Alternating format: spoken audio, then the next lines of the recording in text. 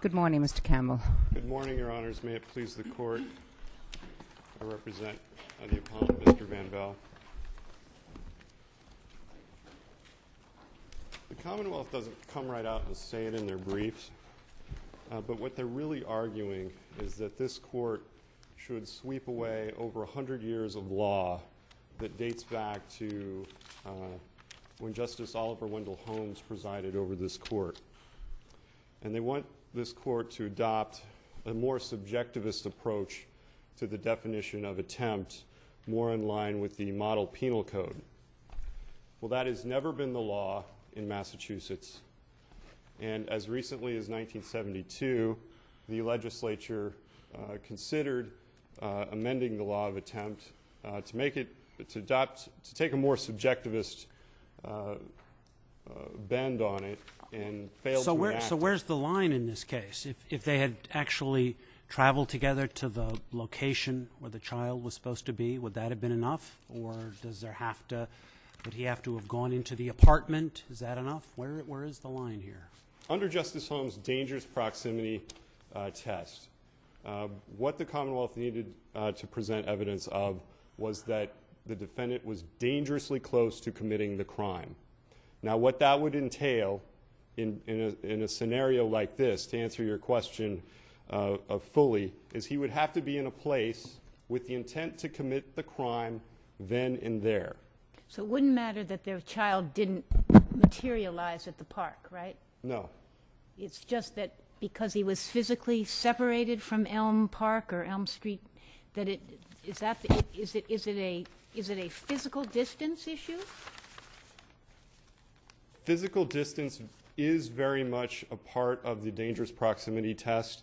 If you look at a First Circuit case called Payne, where the court looks at Massachusetts law of attempt and they consider an attempted B&E, what it would take in order to sustain that type of indictment. The court said under our law, the person would have to go to the place that they were trying to break into and either try and break in and they can't pick the lock and fail for some reason, or they get scared off by the police. But they have to be at the place where they can commit the crime. Don't the words have something to do with understanding what the intent was? The defendant had conversations. Don't those conversations shed some light on what his intent was? It would, as to intent. But we follow an objectivist test here in Massachusetts, so it can't be just intent. It's got to be physical action. Going to a public meeting place and planning to commit a crime in some other place at some other time isn't sufficient under the dangerous proximity test. It has to be dangerously close to success. With interpreting the statute the way that the Commonwealth asks, wouldn't that just about moot the attempt question, the way that they're asking us to interpret it? It seems that it's the offer that violates the statute, so an interpretation of 53A that they want would just about moot the question about the attempt and the overt act. In these circumstances? In these circumstances. Well, I think we're blurring the line between the attempted rape No, I think I'm saying, isn't that what the Commonwealth is trying to do? She's agreeing with you. I'm agreeing with you. I agree. Yes. Well, put it this way. I didn't understand your question, but yes. If we agree with the Commonwealth's interpretation of the statute, and you've got a separate argument as to why we shouldn't go with that interpretation of the statute in this case, right? We're not under the amended statute. Wouldn't that render this argument irrelevant, your argument, if we agreed with the Commonwealth on its interpretation of the statute? The legislature has stepped in this case in response to this case. I know that. And that's what I'm saying. Yes.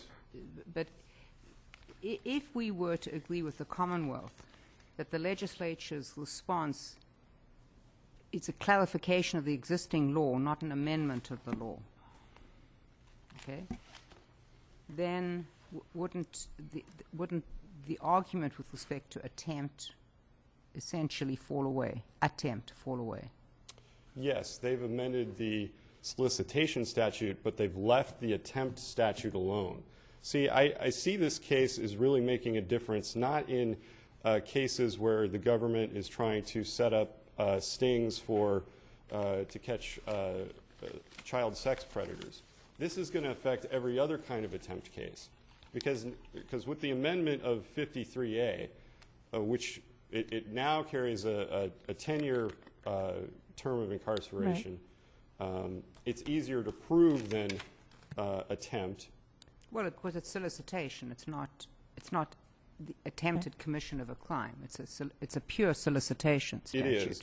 But And I it's think now under a pure. situations like this where the police are trying to do stings, they're going to opt to take to proceed under the solicitation They statute. can. It's going to be a lot easier for them. And really, if this court upholds the conviction in this case, I think it's going to throw open the doors of attempt, and we're going to see everything from attempted trafficking to attempted DUI to attempted disorderly conduct. Well, If as he you had say- paid the $200 at this particular point in time, would that have been sufficient to, in your view, to let this case go? No, it may have helped the Commonwealth's case marginally, but if you look at the Hamill case, there was partial payment by the defendant. He had given the location of a marijuana field, which was worth about $20,000. I believe he turned over a car and a motorcycle by a deed of sale. So the payment in and of itself isn't going to be enough. It's this physical proximity question. It's very much a physical proximity. Why is under these why facts. is physical proximity so important? I mean, you could, particularly today with all the technology we have, you could be far away and plan something. You don't, and do everything you need except one last step. Like there was the case with the poison in the cup, and all the person had to do was drink the poison. I forget, was that Hamill? And so Kennedy. everything was done except the very last step. Well, you could do everything almost from a distance today in some cases, except the very last step. I know the cases talk about proximity, but in my mind, I don't see why proximity is so important. I think in the Kennedy situation, the defendant had committed the last act. And the last act is always going to be enough for attempt. Now, in that particular situation, the last act was putting the poison on the cup. He couldn't do anything else but wait for the guy to drink from the cup.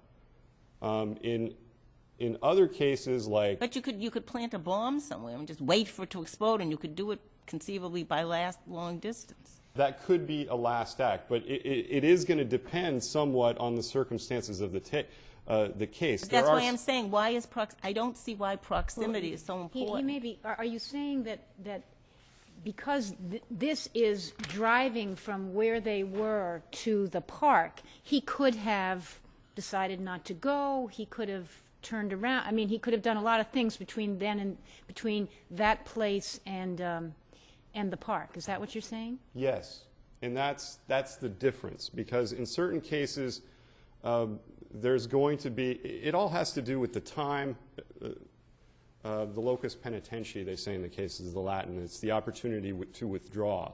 That, in this fact pattern, there's a space, because we don't really have any evidence in this case of when or where the crime was supposed to happen.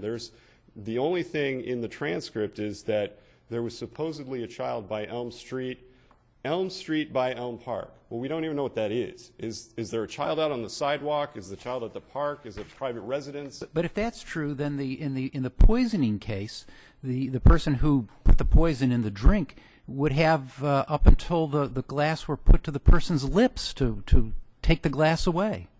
I think in that situation, the person had already, I'm not sure if he'd left the premises or not, but he had definitely done everything he could do to commit the crime. I think what you're getting at is could he come back and undo it? Well, that's what you are arguing, that the person still had a chance here to walk away from the. Yes, but he hasn't committed the rape yet. Well, that's why it's an attempt. Right. I'm confused now. Are you saying that our law is that there must be a last act which is necessary by itself to commit the crime? A last act will certainly always get you attempt, Okay, but you don't need to have a last act Okay, generally. so last act is not required even under our present jurisprudence. But you have to have something very close to the last act, is what I'm saying. All right. Now, what do you say with Holmes's view that the severity of the crime may affect whether or not certain conduct constitutes an attempt or not? That's exactly speaking to the last act issue. A last act in an attempted rape would probably be a person, removing the intended victim's clothing. But why should the severity of the crime have any effect on the legal requirements? I understand that some of the cases have said that, but why should you have to do fewer steps if it's a more serious crime? Well, let's say you had a person who decided that they wanted to go shoot someone, and they got a gun and they loaded it and they found that person and they cocked the hammer and then they pulled the trigger. The last act in that case is pulling the trigger. They might miss the person. Now, I don't read any case law as supporting a pure last act, that is the only time you can be guilty of an attempt. That's clearly too far. But what I'm saying with Massachusetts and Holmes's view is it's very close. And if you look at, it's very close to the last act. And if you look at, go back all the way to Peasley, it's the person is a quarter of a mile away. He's got everything set up to burn down the building, and he turns away. So in your hypothetical, is cocking the hammer of the gun the last act? In that hypothetical, pulling the trigger would be the last act. The dangerous proximity would be the person arriving at the scene to do the deed. That would be enough. That would be enough. And where does this come from? I mean, is it a due process issue? The statute simply says it's a crime to do any act towards its commission, but fail in its perpetration or is intercepted or prevented in its perpetration. How do we get from any act to dangerous proximity? Is that a statutory interpretation? Is it a due process? I think it is a due process because fundamentally what we're dealing with is convicting somebody of a crime that they haven't even committed yet. But what due process? Well, I thought the model penal code had moved. Under the model penal code, this might well and readily qualify as an attempt. Under the model penal code, I would tend to agree, except for the fact that, and this is a point I want to make, and the amicus, the CPCS, probably makes this point better than I do in my brief, is that the only thing that we can look at here for the overt act is the indictment. This is one of those, overt act is something that must be pleaded with particularity in the indictment. And the indictment here is that the defendant wanted to meet, negotiate with, and offered to pay a procurer. And that is what it is limited to. Under Peasley, Burns, I have another case, Lorenco, which is 438 Mass 1018, that's not cited in my brief. That is the only thing that this court can consider. Just one second. To the extent that they want to say that there was supposed to be a child there or that he was going someplace afterwards, that shouldn't be part of the court's analysis. Well, in cases of, I can't remember all of a sudden the difference between our law and the federal law, but in cases of conspiracy, if two people form an agreement or make an agreement to commit a crime, and the requirement then is that some act in furtherance of that agreement is needed, you don't need to become to achieve proximity to the crime. All you need is some act in furtherance of it. Why isn't that the same here? If there's evidence that he formed the intent to commit a crime, and if there's evidence that he then acted on that intent, why isn't that attempt? You don't need to commit the crime, and you don't really need to actually come within a hair's breadth of committing the crime to have an attempt, do you? But what Justice Spina is talking about, isn't that really a conspiracy? And isn't that really what there is? Well, there's no conspiracy here. There's no agreement. There's an intent to commit a crime, and then he's now acting on that intent. Why isn't that enough for an attempt?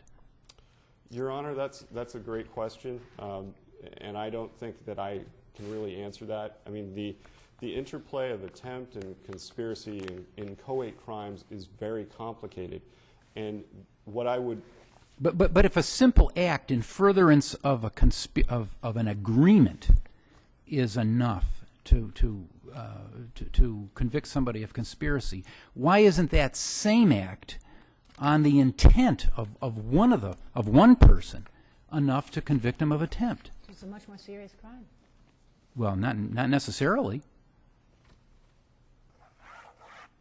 I would just offer for the court that, you know, scholars have been debating these for eons, and that it is really a question that is better left for the legislature, because there is quite a bit of, you know, interplay between attempt and conspiracy and the inchoate crimes.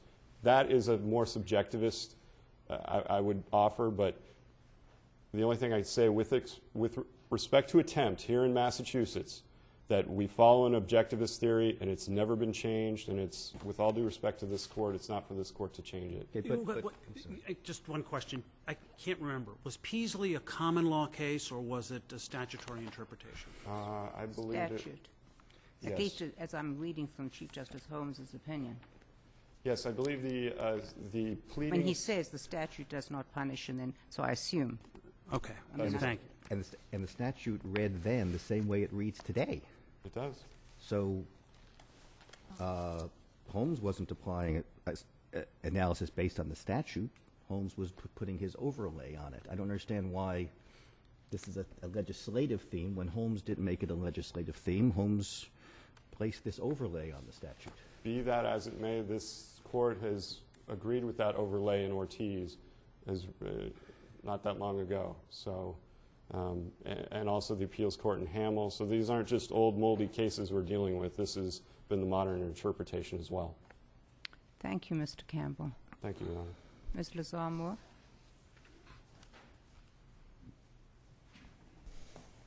Good morning. Ellen Lazar-Moore for the Commonwealth. The evidence was sufficient to sustain the defendant's conviction of attempted rape of a child. Let me ask you this, though.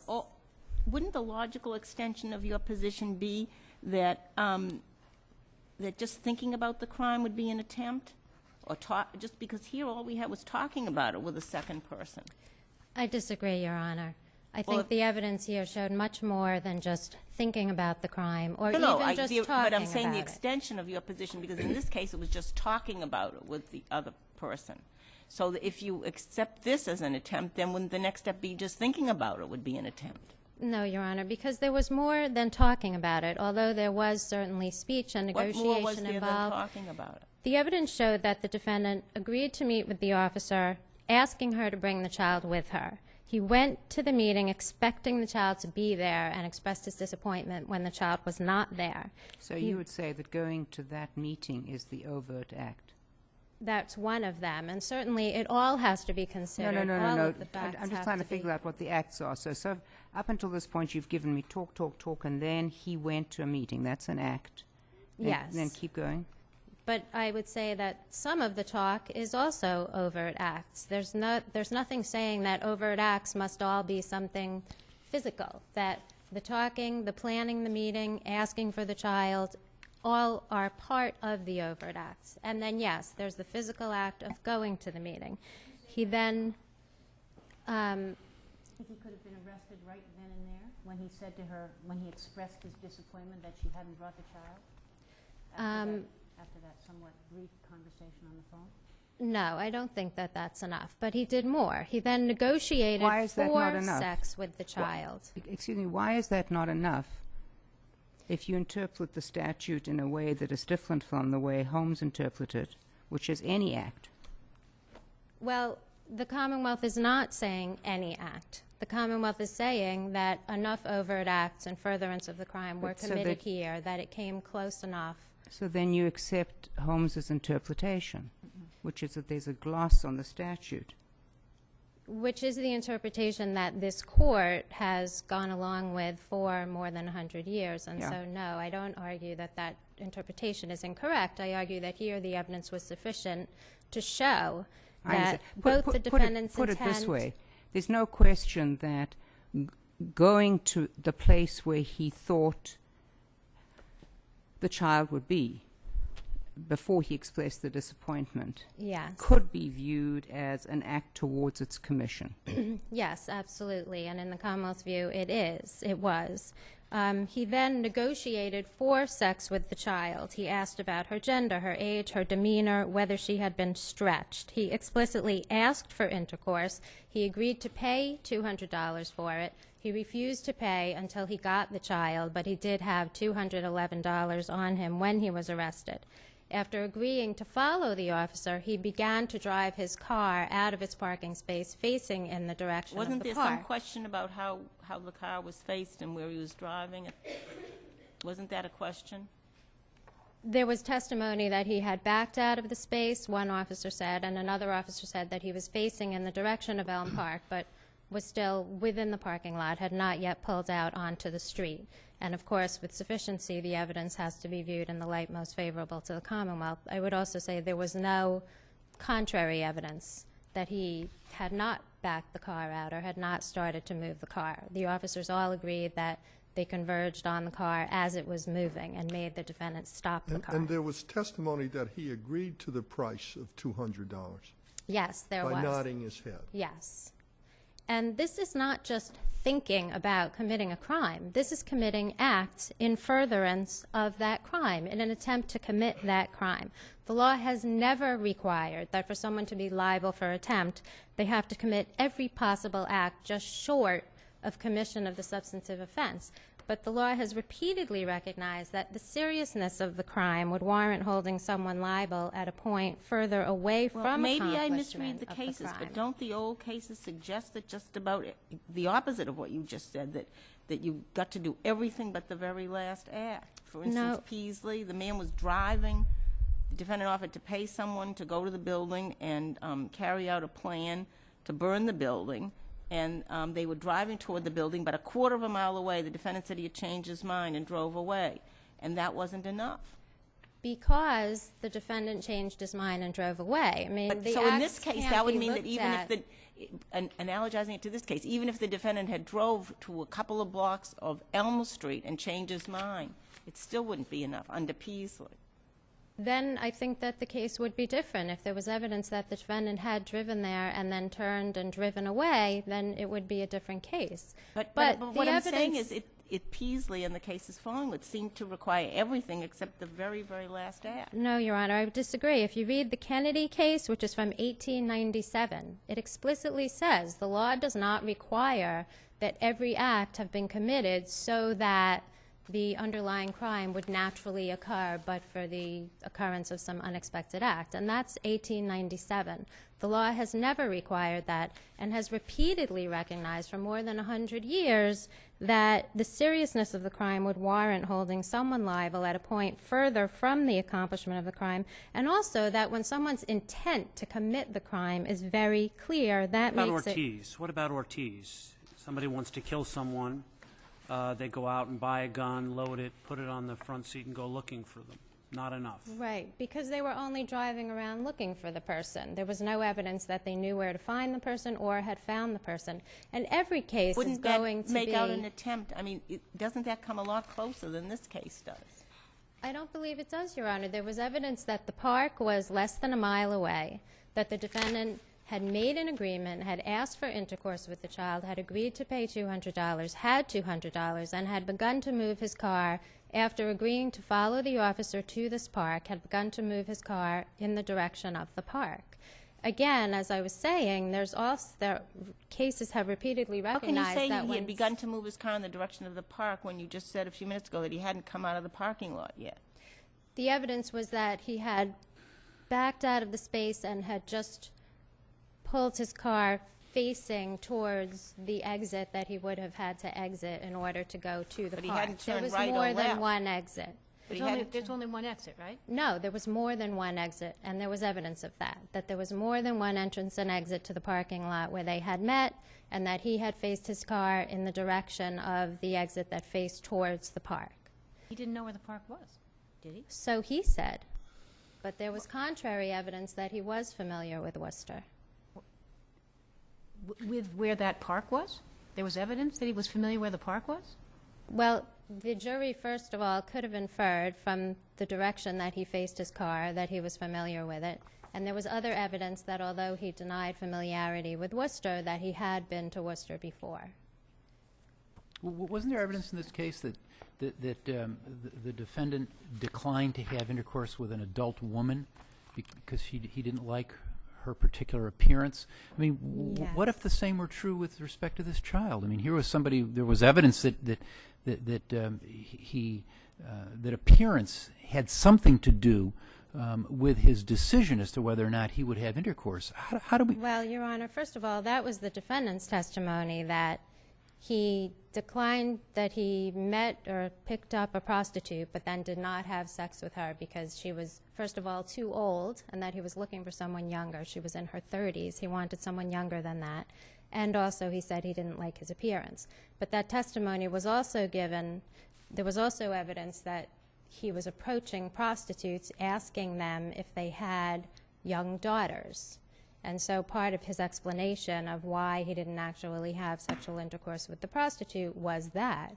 But again, the evidence is to be viewed in the light most favorable to the Commonwealth. You suggest that because he had been to Worcester before, that he knew where a park was. I live in a city. I have no idea the names of most of the parks in the city.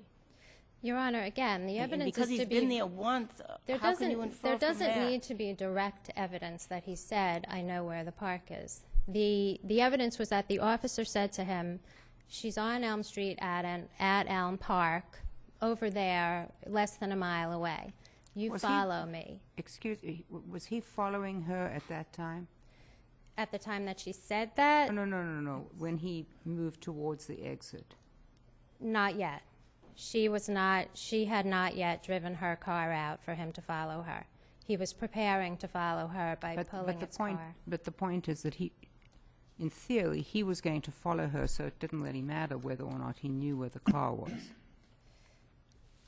No, but I think that the fact that, in my opinion, it could be inferred that he was aware of the direction of the park and had faced his car in that direction when he was preparing to follow her is just one more fact that the jury could have considered.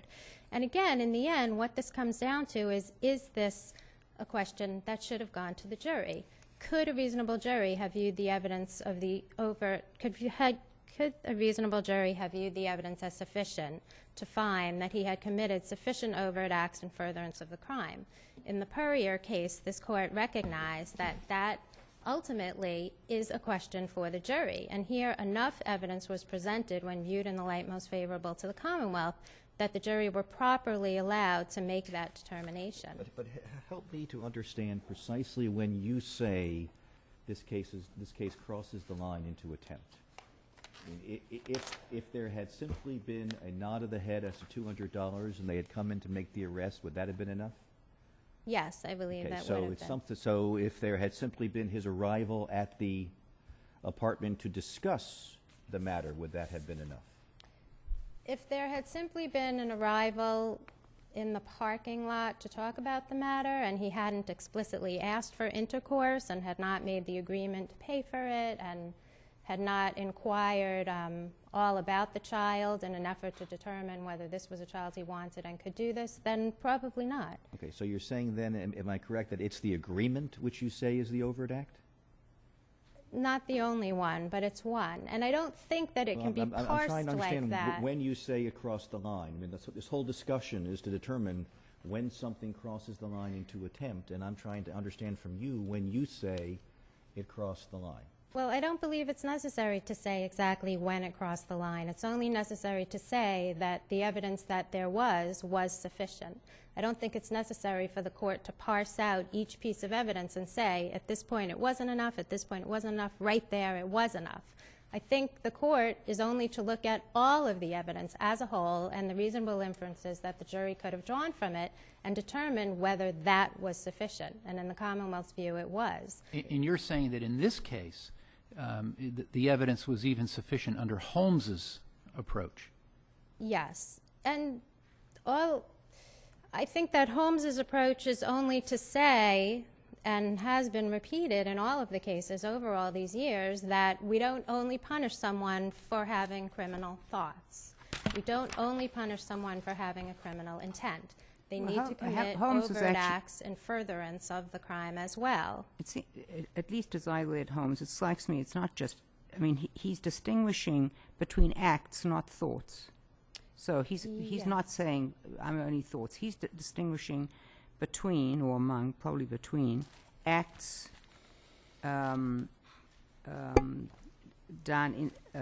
done toward the commission of crime, but only such acts done in an attempt to commit it. I mean, I know that's, but he's clearly talking about acts. Right, And I think acting on the intent and not just thinking about it. And certainly here, there was much more than simply thinking about it. There was going to the meeting location, asking for the child, negotiating, asking for sex, agreeing to a price, having the money with him. There was much more than simply thinking about the crime. Certainly enough that a reasonable jury could have found that the overt acts were committed and sufficient. And again, certainly enough that it should have gone to the jury, which is really the question here. Was there enough evidence to give this to the jury to make that final determination? But if the police had waited to make the arrest just until he went to the park, it would have been a much easier case. It would have been, but they didn't. Is it clear that, and if it's not in the record, it struck me as I read your description of the facts that there was no child, obviously, and it was what the undercover police were trying to do here was not necessarily to lead him to another park, but to get him to commit sufficient acts that it would be enough. And she, I think it's a she, Yes. made the determination that at that point there was enough. So who knows what would have happened when she drove out of the park, out of the parking lot. She might have turned in a direction. For all I know, there is no Elm Park. I have no idea. There is, and the officers testified to it and where it was, and it was near the station where they had met. But obviously, no one knows what would have happened, and the officers had to make a determination. You know, certainly many things could have happened. They don't want to get necessarily into a high-speed chase on a busy road. Put it this way, she None could of- have said, wait here, I'm going around the corner to get the child. Right. I mean, many other things could have happened and could have been done, but the question is, this is what the evidence was, and was that enough? And it's the Commonwealth's position that it absolutely was enough to present a question to the jury and that the judge properly submitted the case to the jury. Thank you, Mr. Zamo. Thank you.